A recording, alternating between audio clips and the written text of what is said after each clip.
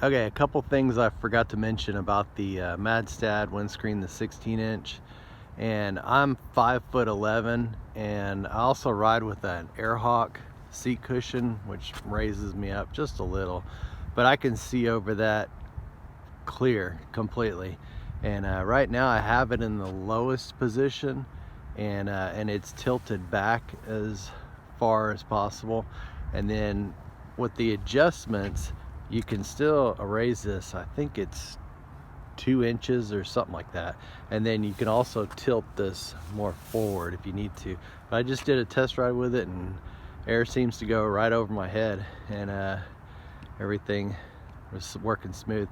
And one other thing is when you mount this, you want these bottom screws on the bracket not to touch the dashboard here. So I made it just where it's got a hair underneath it so it doesn't scratch that all up.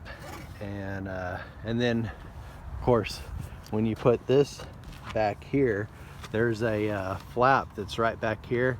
I didn't adjust that, but it just swivels, so you just make that to where it's just blocks the whatever the view of what's inside there.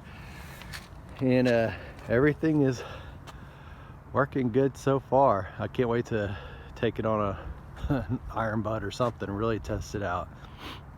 And love this thing. It's an '08 Goldwing. The only issue I'm having with this bike, I guess, is the cruise control. Let me see if I can get it to of course it won't do it unless I probably start it. Here it is. The reverse light is flashing, and it does it probably 90% of the time.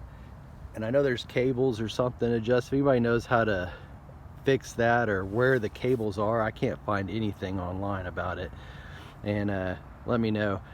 But I have my little ghetto cruise control here, so I literally rotate it, lock it, and it holds the throttle for me.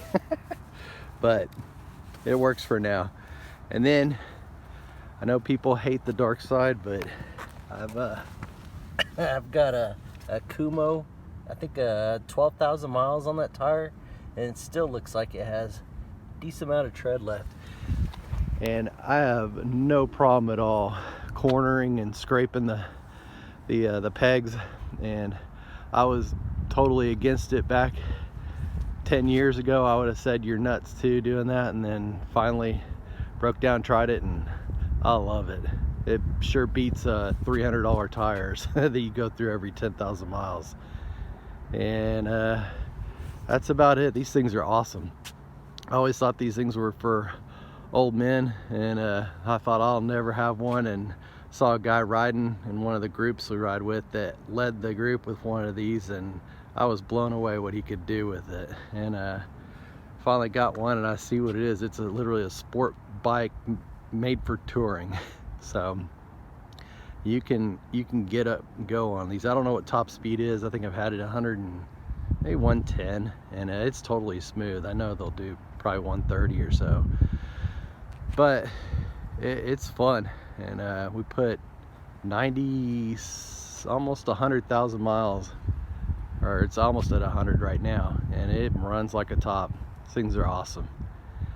All right, hope that helps. See ya.